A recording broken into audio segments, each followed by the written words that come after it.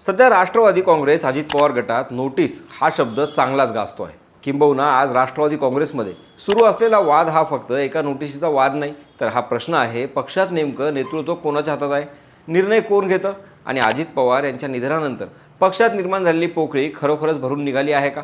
कारण राष्ट्रीय अध्यक्षा सुनेत्रा पवार यांच्या निवडीवर आता विरोधकांनी नाही तर पक्षातीलच एका ज्येष्ठ पदाधिकाऱ्यानं कायदेशीर आक्षेप घेतला आहे। त्यामुळे हा केवळ एक घटनात्मक प्रश्न आहे का, की यामागं पक्षातील एखाद्या मोठ्या नेत्याचा राजकीय डाव लपलेला आहे आणि या सगळ्याचा राष्ट्रवादीच्या भविष्यावर नेमका काय परिणाम होऊ शकतो? खरंच सुनेत्रा पवार यांना पद सोडावं लागणार का? आज याच विषयावर आपण सविस्तर चर्चा करणार आहोत। नमस्कार, मी स्वप्नील आणि आपण पाहत आहात त्याचं काय महाराष्ट्र। अजित पवार यांच्या निधनानंतर राष्ट्रवादी काँग्रेस एका मोठ्या वळणावर येऊन उभी राहिली। पक्षाचा चेहरा, पक्षाचा निर्णय घेणारा नेता आणि पक्षाला एकत्र ठेवणारा केंद्रबिंदू हा अचानक गेला। अशा परिस्थितीत पक्षानं सुनेत्रा पवार यांच्याकडे राष्ट्रीय अध्यक्षपदाची जबाबदारी दिली। त्यावेळी अनेकांनी हा निर्णय सहानुभूतीच्या लाटेत आणि पक्ष एकत्र ठेवण्यासाठी घेतलेला निर्णय म्हणून पाहिला, कारण अशा प्रसंगी नेतृत्वाबाबत कोणताही मोठा संघर्ष उभा राहू नये ही पक्षाची भूमिका असू शकते। पण काही महिन्यातच या निर्णयावरच प्रश्नचिन्ह उपस्थित झालं आणि तेही पक्षाच्या बाहेरून नाही तर पक्षाच्या आतून। झारखंडचे प्रदेशाध्यक्ष आणि जवळपास 15 वर्षांपासून पक्षाशी जोडलेले सच्चिदानंद सिंह यांनी थेट वकिलामार्फत नोटीस पाठवली। त्यांच्या आक्षेपांचं स्वरूप राजकीय कमी आणि घटनात्मक जास्त आहे। त्यांचं म्हणणं आहे की अजित पवार यांच्या निधनानंतर निवडणूक आयोगाला पाठवलेल्या सुधारित घटनेनुसार नवीन राष्ट्रीय अध्यक्ष निवडला जाईपर्यंत राष्ट्रीय कार्याध्यक्ष प्रफुल्ल पटेल यांच्याकडे हे अध्यक्षांचे सर्वाधिकार होते। मग राष्ट्रीय कार्यकारिणीची बैठक बोलवण्याचा अधिकार दुसऱ्या पदाधिकाऱ्याने कसा वापरला? आणि जर प्रक्रिया चुकीची असेल तर त्या बैठकीत झालेली राष्ट्रीय अध्यक्षांची निवडही प्रश्नांच्या भोवऱ्यात येते। आता हा मुद्दा वरवर पाहिला तर तांत्रिक वाटतो, पण राजकारणात अनेकदा तांत्रिक मुद्देच मोठ्या राजकीय संघर्षाचं कारण ठरतात। कारण प्रश्न फक्त एका स्वाक्षरीचा नसतो, तर अधिकार हे कोणाकडे आहेत याचा असतो। पक्षाचं संविधान, निवडणूक आयोगाकडे दिलेली कागदपत्र आणि त्यानुसार घेतलेले निर्णय हे सर्व कायदेशीरदृष्ट्या महत्त्वाचे असतात। त्यामुळे सच्चिदानंद सिंह यांनी उपस्थित केलेले प्रश्न पक्षासाठी सहज दुर्लक्षित करण्यासारखे नाहीत। याच ठिकाणी दुसरा राजकीय कोण समोर येतो? सच्चिदानंद सिंह यांनी ही नोटीस खरंच स्वतःच्या भूमिकेतून पाठवली आहे का, की त्यामागं पक्षातील एखाद्या नाराज गटाचा अप्रत्यक्ष पाठिंबा आहे? कारण गेल्या काही महिन्यात राष्ट्रवादीमध्ये प्रफुल्ल पटेल, सुनील तटकरे आणि दुसरीकडे सुनेत्रा पवार, पार्थ पवार अशा 2 गटांबाबत सातत्यानं चर्चा होत आहे। अधिकृतपणे कोणीही गटबाजी मान्य करत नाही, पण घडणाऱ्या घटनांकडे पाहिलं तर मतभेद पूर्णपणे संपले आहेत असंही म्हणता येत नाही। याचं सर्वात मोठं उदाहरण म्हणजे काही महिन्यांपूर्वीचा निवडणूक आयोगाशी झालेला पत्रव्यवहार। त्यावेळी प्रफुल्ल पटेल आणि सुनील तटकरे यांच्या पदांबाबत निर्माण झालेला संभ्रम हा आजपर्यंत पूर्णपणे दूर झालेला नाही। पक्षानं याबाबत स्पष्ट भूमिका घेतलेली दिसली नाही। त्यामुळे आता आलेली नोटीस ही स्वतंत्र घटना नसून आधीपासून सुरू असलेल्या अंतर्गत संघर्षाची पुढची पायरी असल्याची चर्चा ही सध्या राजकीय वर्तुळात सुरू आहे। पण इथे आणखी एक राजकीय मुद्दा दुर्लक्षित करून चालणार नाही, कारण सच्चिदानंद सिंह यांनी आपल्या नोटिशीत वारंवार एकाच गोष्टीवर भर दिला।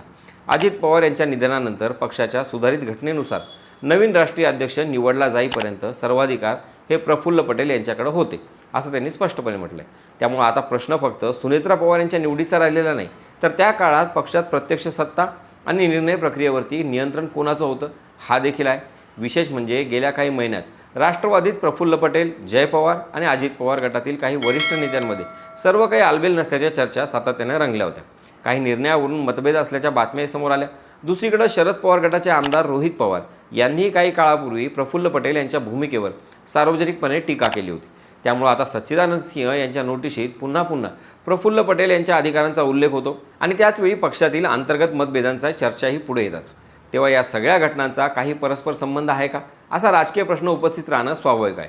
अर्थात याबाबत कोणताही ठोस पुरावा सध्या समोर आलेला नाही, पण राजकारणात अनेकदा अशा घटनांकडे केवळ स्वतंत्र प्रसंग म्हणून पाहिलं जात नाही। त्यामागील राजकीय समीकरणं, नाराज गट, सत्ता केंद्रातील संघर्ष आणि भविष्यातील नेतृत्वाची चापसपणी या सर्व गोष्टी एकत्रितपणे तपासल्या जातात। त्यामुळे ही नोटीस फक्त एका पदाधिकाऱ्याची वैयक्तिक भूमिका आहे की पक्षातील एखाद्या मोठ्या नाराजीचं पहिलं सार्वजनिक रूप आहे, हा प्रश्न मात्र अद्यापही अनुत्तरित आहे। दुसरी महत्त्वाची गोष्ट म्हणजे सच्चिदानंद सिंह यांची स्वतःची पार्श्वभूमी। हे कोणते बाहेरचे कार्यकर्ते नाहीत।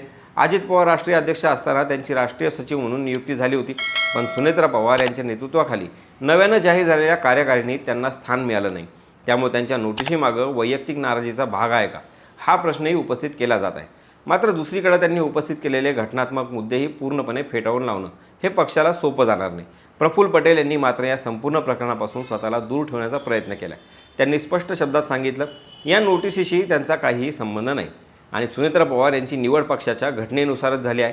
पण त्याचवेळी त्यांनी अजित पवार यांच्या निधनानंतर पक्षात मोठी पोकळी निर्माण झाली असून पक्षात काही सुधारणा करण्याची गरज असल्याचंही म्हटलं आहे. हे विधान तितकंच महत्त्वाचं आहे, कारण एका बाजूला नेतृत्वाला पाठिंबा आणि दुसऱ्या बाजूला सुधारणा आवश्यक असल्याचं मत. याचा अर्थ पक्षात सर्व काही सुरळीत आहे असं चित्र अजिबात नाही. राजकीयदृष्ट्या जर पाहिलं तर राष्ट्रवादी काँग्रेससमोर आज सर्वात मोठं आव्हान विरोधी पक्ष नाही तर स्वतःची संघटना मजबूत ठेवण्याचं आहे. महाराष्ट्रापुरता पक्ष मर्यादित राहणार की राष्ट्रीय स्तरावरही संघटना उभी राहणार हे पुढील काही महिन्यात स्पष्ट होईलच. अशावेळी राष्ट्रीय अध्यक्षांच्या निवडीवरच जर प्रश्न उपस्थित होणं ही पक्षासाठी निश्चितच चिंतेची बाब आहे, कारण निवडणुका फक्त जनतेत जिंकाव्या लागत नाहीत तर पक्षाच्या आतही विश्वास टिकवावा लागतो. आता सगळ्यांचं लक्ष पक्षाच्या शिस्तपालन समितीचे अध्यक्ष जय पवार यांच्याकडे असेल. या नोटिशीवर ते कोणती भूमिका घेतात? सच्चिदानंद सिंह यांच्यावर कारवाई होते का की त्यांनी उपस्थित केलेल्या मुद्द्यांची चौकशी होते हे पाहणं महत्त्वाचं ठरणार आहे. त्याहूनही महत्त्वाचं म्हणजे पक्षातील हे मतभेद इथेच थांबतात की आणखी नवी नावं आणि नवे दावे पुढे येतात. याकडेही महाराष्ट्राचं राजकारण लक्ष ठेवून आहे. एक गोष्ट मात्र निश्चित आहे, राष्ट्रवादी काँग्रेससमोर आजचा प्रश्न केवळ एका नोटिशीचा नाही, हा पक्षाच्या नेतृत्वाचा, वैधतेचा, संघटनात्मक एकजुटीचा आणि भविष्यातील राजकीय दिशेचा प्रश्न आहे. आणि जर हा अंतर्गत संघर्ष वेळेत मिटला नाही तर त्याचा परिणाम केवळ पक्षाच्या संघटनेवरच नाही तर महाराष्ट्राच्या राजकारणावरही होऊ शकतो. त्यामुळे ही नोटीस फक्त एका कागदापुरती मर्यादित राहते की राष्ट्रवादीच्या राजकारणात आणखी मोठं वादळ निर्माण करते, हेच येणाऱ्या काही दिवसात पाहणं सर्वात महत्त्वाचं ठरणार आहे. तुमच्या मते सुनेत्रा पवार यांच्या अध्यक्षपदावरील वाद हा केवळ घटनात्मक प्रश्न आहे की त्यामागं पक्षातील मोठी गटबाजी आणि राजकीय मास्टरमाइंड काम करत आहेत? तुमचं मत कमेंटमध्ये नक्की सांगा. बाकी राजकारणाच्या आखाड्यात आपली नजर कायम असणारच आहे. तेव्हा कुठेही जाऊ नका, पाहत राहा, सबस्क्राईब करा. त्याचं काय महाराष्ट्र.